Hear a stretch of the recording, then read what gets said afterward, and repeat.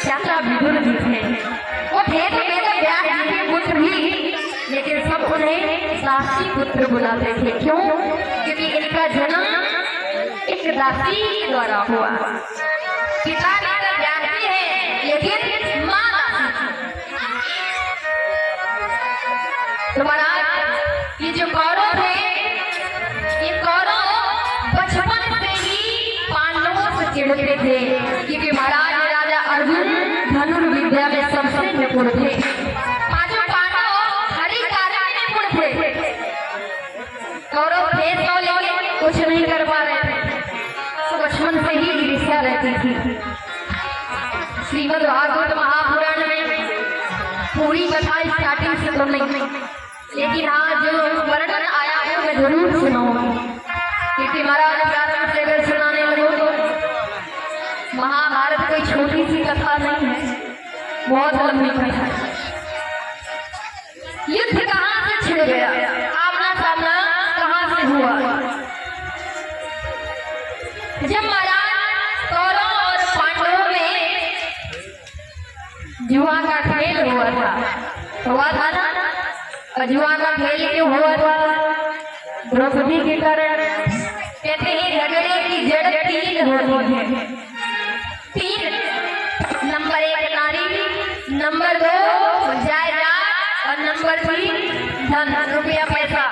तीन के चक्कर में इंसान नारी के चक्कर में न जाने क्या क्या कर डालता है, सगे भाई को मार देता है। जमीन के लिए एक भाई के लिए कसाई बन जाता है। रुपया पैसा के लिए इंसान कैसे कैसे नीच काम कर डालता है। जब सर्वस्व छीन गया था पांडवों का, जब छीन लिया सर्वस्व पांडवों का कौरवों ने जुए की, जो जुए का खेल हो रहा था, अधर्म का खेल, उस अधर्म के खेल में सब कुछ छीन लिया पांडवों का। भगवान कृष्ण जी आए, दशरथ जी को समझाया। दशरथ ने कहा, अरे क्यों पागल हो गए हो क्या? आपस में भाई भाई ऐसा झगड़ा करोगे? दशरथ ने विचार किया, राजा हमको बनाया गया। राजा दशरथ को कब बनाया गया? जब पांडवों के पिता पांडु का देहांत हो गया था। सबसे बड़े राजा पांडु थे, लेकिन जब पांडु मर गए, देहांत हो गया, तो राजा दशरथ जी को बनाया गया। जैसे लोगों ने कहा कि पितामह भीष्म जी को राजा बनाया जाए, लेकिन पितामह भीष्म तो प्रतिज्ञा किए थे कि मैं कभी विवाह नहीं करूंगा, कभी राजपाट के चक्कर में नहीं पड़ूंगा। सत्यवती माता ने प्रतिज्ञा की थी। कौन? पितामह भीष्म। जब राजा पांडु का निधन हो गया, संत महात्माओं ने हरिनापुर के सभी लोगों ने कहा कि महाराज अब राजपाट आप संभालिए। पितामह भीष्म ने औरत मना कर दिया है, अगर मुझे राजपाट संभालना ही होता तो सबसे बड़ा मैं था। महाभारत के सबसे बुजुर्ग कृपा पात्र अगर कोई है तो पितामह भीष्म, माँ गंगा के पुत्र। अगर मुझे राजपाट संभालना होता तो मैं प्रारंभ में ही राजपाट संभालने लगता, लेकिन नहीं, मैं राजपाट में हाथ नहीं लगाऊंगा। अब तो जाकर राजा दशरथ जी को बनाया गया। जब सारी प्रजा कहने लगी कि ये गलत है, ये अधर्म का खेल है, कौरवों ने सर्वस्व पांडवों का छीन लिया, यहाँ तक कि द्रौपदी को भी छीन लिया था। सभी भक्तों ने समझाया कि ऐसा नहीं करना चाहिए, आप आपस में भाई भाई हो। अगर देखा जाए महाराज तो बड़ों से ही गलती होती है, महाभारत होती ही नहीं, महाभारत होती ही नहीं। अगर कहीं भी गलती होती है तो हम आप बड़ों की, बुजुर्गों की गलती होती है। जब सभा में दुर्योधन दुशासन से मैया द्रौपदी की साड़ी खिंचवा रहा था, और वहां पे महान से महान महापुरुष बैठे थे, कृपाचार्य, द्रोणाचार्य, पितामह भीष्म। अगर चाहते पितामह भीष्म तो दुशासन को डांट सकते थे, दुर्योधन को मना कर सकते थे। अगर पितामह भीष्म मना कर दे तो ये दुशासन दुर्योधन दुस्साहस नहीं करता चीर खींचने का। लेकिन पितामह भीष्म बैठे, कृपाचार्य बैठे, द्रोणाचार्य बैठे। अगर उस दिन मना कर दिया होता तो महाभारत नहीं होता। सारी जड़ वहीं से प्रारंभ हुई। तो सर्वस्व को छीन लिया। भगवान कृष्ण आए द्वारिका से समझाया कि कौरव पांडवों को 5 गांव रहने के लिए दे दो, 5 गांव रहने के लिए दे दो।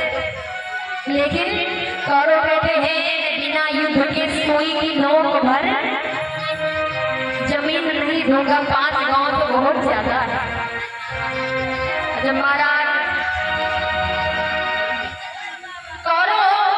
राजा ने हिस्सा देने के लिए मना कर दिया, तब तो महाराज युद्ध तो होना ही था। आपस में युद्ध होने लगा। महाभारत में 18 दिन तक, महाभारत का युद्ध 18 दिन तक कुरुक्षेत्र में युद्ध हुआ। आज युद्ध का अंतिम दिन है। सारी सेना मारी गई। 100 भाई थे कौरव, न जाने कितनी सेना थी, सबके सब समाप्त हो गए। अकेला बचा है कौन? दुर्योधन। दुर्योधन और भीम का आमना सामना हो रहा है कुरुक्षेत्र में। जब आमना सामना हुआ महाराज, आज दुर्योधन को भीम ने क्या किया? भीम की झंडा फाड़ करके महाराज उसी कुरुक्षेत्र में फेंक करके चला आया। दुर्योधन पीड़ा की वजह से डरा कुरुक्षेत्र में कोई भी नजर नहीं आ रहा है।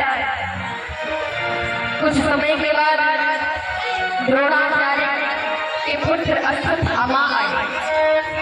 जब अश्वत्थामा आया, देखा अरे दुर्योधन मेरा मित्र है और ये धर्म से करा रहा है, तो क्यों ना मैं जाकर के इसकी कोई मदद करूं। अश्वत्थामा गया और दुर्योधन से कहता है भाई अगर मेरे लायक कोई सेवा हो तो तू मुझे बता, मैं तेरी सेवा में हाजिर हूं। दुर्योधन कहता है सर कहाँ? तुम्हारा अश्वत्थामा से दुर्योधन कहता है सारा वंश मिट गया है, लेकिन आज बदले की आग क्या कहती है कि महाराज अगर आपको करना ही है तो ऐसा करिए 5 पांडवों की शीश मुझे ला करके दे दीजिए, चाहे जिंदा या मुर्दा। अश्वत्थामा कहता चिंता मत करिए, 2 मिनट के अंदर अभी मैं 5 पांडवों के शीश लेकर के आ रहा हूं। दुर्योधन कहता मेरा पूरा जीवन चला गया, अरे मैं 100 भाई थे, न जाने कितनी सेना थी, उस 5 पांडवों का कुछ नहीं बिगाड़ पाया, बाल बाका नहीं कर पाया। और पांडवों की हार क्यों नहीं हुई? क्योंकि पांडवों की तरफ से भगवान कृष्ण युद्ध कर रहे हैं।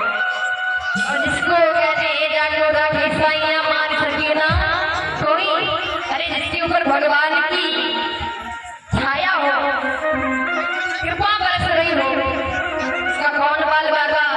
यहाँ तो भगवान साक्षात अर्जुन का रथ रहा करते हैं। लेकिन अश्वत्थामा कहता चिंता मत करिए, मैं 2 मिनट के अंदर गया और 5 पांडवों के शीश लेकर के आया। अश्वत्थामा चल गया। आज सायंकालीन बेला धीरे धीरे रात्रि कालीन बेला हो गई। भगवान कन्हैया ले चले हैं कि अश्वत्थामा आज 5 पांडवों के शीश लेने के लिए आया। कहते हैं भगवान अपने भक्त की रक्षा कैसे करते हैं? करही सदा दिन की रखवारी, करही सदा दिन